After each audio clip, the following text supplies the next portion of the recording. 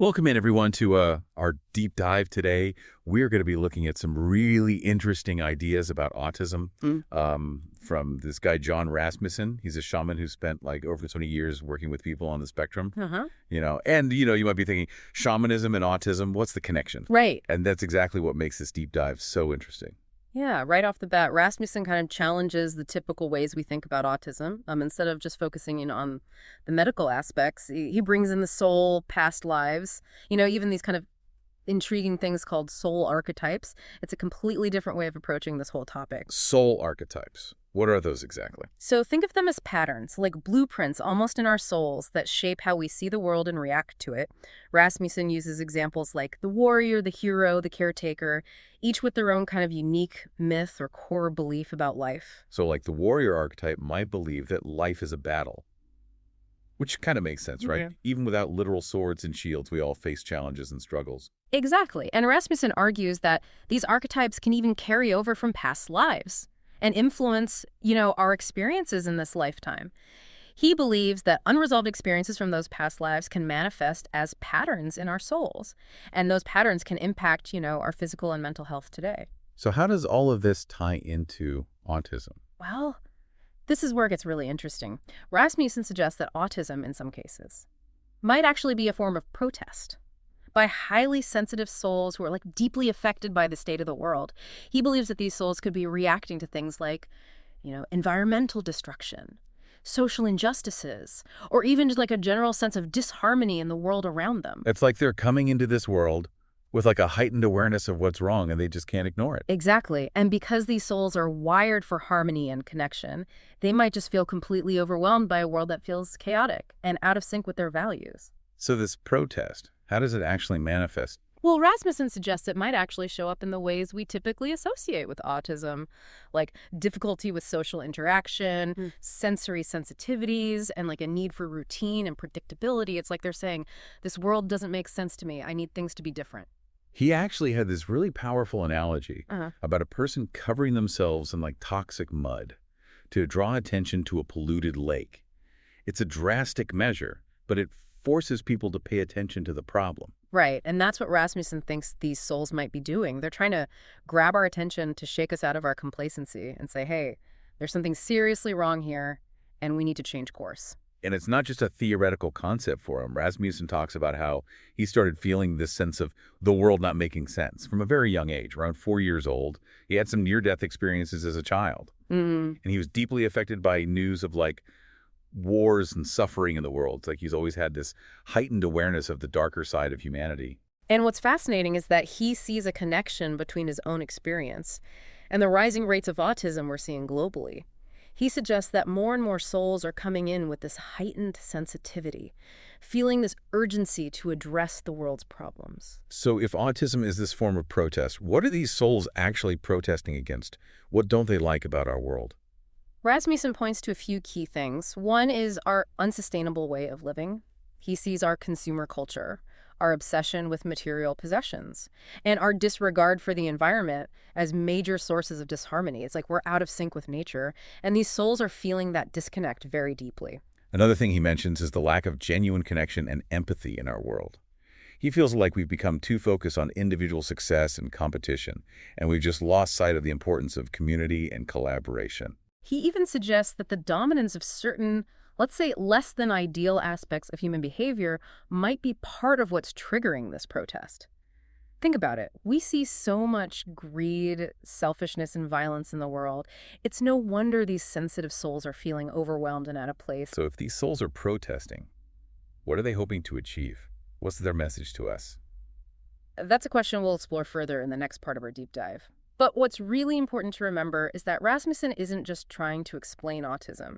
He's trying to help us understand the deeper message behind it. He's basically saying, don't just try to fix these individuals. Try to understand what they're trying to tell us about ourselves and the world we've created. He believes that by listening to these souls, by taking their protests seriously, we can actually start to heal not only ourselves, but also the planet as a whole. So we've been unpacking, Jon Rasmussen's ideas about autism as a soul's protest. A reaction to a world that just doesn't feel right to these sensitive souls. But if it's a protest, what's the message? What are these souls trying to tell us? That's where things get really thought-provoking. You see, Rasmussen believes it's not so much about specific demands, but a yearning for a shift in how we live, how we relate to each other, and to the planet. Like instead of just trying to fit into a world that feels off, they're pushing us towards something better. Precisely. He points to the overemphasis on certain soul archetypes, like the warrior we discussed earlier, that drive to conquer, compete, dominate. It can lead to a disconnect from nature, from nurturing, from collaboration. And those are exactly the qualities these sensitive souls seem to crave, right? Harmony, connection, meaning beyond just like winning all the time. It's like they're saying, hey, this constant striving, this bigger, better, faster mentality, it's not working. Look at the state of things. So it's not that they want to be difficult or disruptive. It's more like they can't help but react authentically to a world that feels out of whack with their very being. And rather than seeing this as like a problem to be solved, Rasmussen suggests we view it as an opportunity. What if these souls are here to guide us, to help us course correct as a species? Okay, but how do we even begin to decipher this message? It's not like they're handing out pamphlets with a list of demands. Rasmussen emphasizes the importance of listening, especially to autistic children. Instead of assuming we know what's best for them, what if we asked, what do you need? What would make the world feel more right for you? That's powerful. It shifts the focus from fixing to understanding, from seeing differences as deficits, to recognizing them as valuable perspectives. Think about it. These individuals might be highly attuned to things we miss. Subtle environmental shifts, social dynamics, even underlying patterns in how we organize society. So by paying attention to what distresses them, what brings them peace, we might actually glean insights into how to make the world work better for everyone. Exactly. Rasmussen believes that fostering environments that prioritize connection, peace, and understanding is key.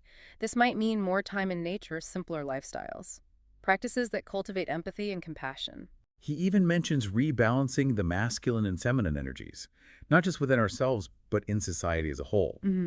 We've been so focused on the masculine side, achievement control logic, That we've neglected the feminine aspects, nurturing intuition, collaboration. And this imbalance might be a big part of what these souls are reacting against. It's interesting because even in solutions like spending more time in nature, there's this inherent connection to something larger than ourselves. Right. It's about moving away from that hyper-individualistic mindset, recognizing that we're all part of a web of life. And speaking of connection, Rasmussen also points to indigenous cultures as potential guides.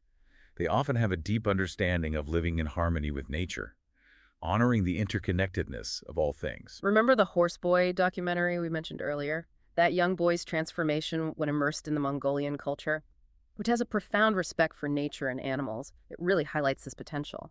It's like sometimes the answers aren't in the latest technology or therapy, Yeah. but in rediscovering ancient wisdom that's been with us all along. Of course, shifting our entire way of being isn't easy. Rasmussen acknowledges that. It requires questioning deep-seated beliefs, challenging norms, making significant changes.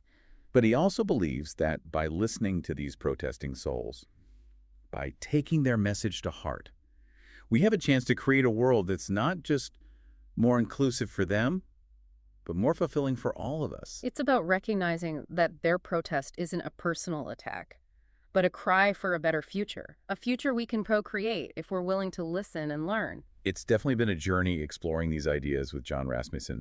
It's really made me think differently about how we see the world and everyone in it.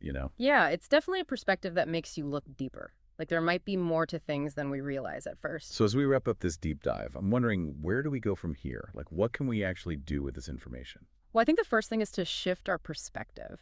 Instead of just looking at autism medically, we can start to think about maybe there's a deeper message there, like a call for a more harmonious way of being. Yeah, it's like Rasmussen is saying, don't just try to change these individuals, but try to understand what they're trying to tell us about the world we've made. Right, and I think that's a really powerful idea. It's a chance to kind of step back and look at our values, our priorities and how we're living our lives. We've talked about some potential solutions, like creating more peaceful and nurturing environments, listening to the needs of autistic people, and rebalancing those masculine, feminine energies. Yeah. But I feel like it goes even deeper than that. I agree. It's about recognizing that we're all connected and our actions have these ripple effects. And we have a responsibility to create a world that works for everyone, not just the people who fit into our idea of normal. One thing that really stuck with me was Rasmussen's suggestion to look at indigenous cultures for guidance. They often have this wisdom about living in harmony with nature that we've kind of lost touch with. It's like we're so focused on technology and progress that we've forgotten some of the basic truths about being human. And maybe that's part of the message these souls are trying to get across. Mm. Maybe they're reminding us that real fulfillment doesn't come from conquering and consuming, but from connecting, creating, and contributing to something bigger than ourselves. Yeah, and Rasmussen doesn't give us like a simple solution or a 10-step plan to fix the world. But he does leave us with a powerful question. He asks, if autism is a message, what is it telling us about the world we've created? And I think that's something worth really thinking about. It makes us look inward at our own beliefs and how we act, and think about how we can create a world that's more in tune with everyone's needs. It's a call to action, but not in a forceful way, more like a gentle nudge. To wake up, pay attention, and choose a different path. A path that leads to more harmony, understanding, and compassion. So as we wrap up our deep dive, we encourage you to check out Jon Rasmussen's work, dig into what we've talked about, and keep this conversation going. Talk to your friends, family, your community, share these ideas and see where they lead. Because at the end of the day, creating a more harmonious and fulfilling world starts with each of us.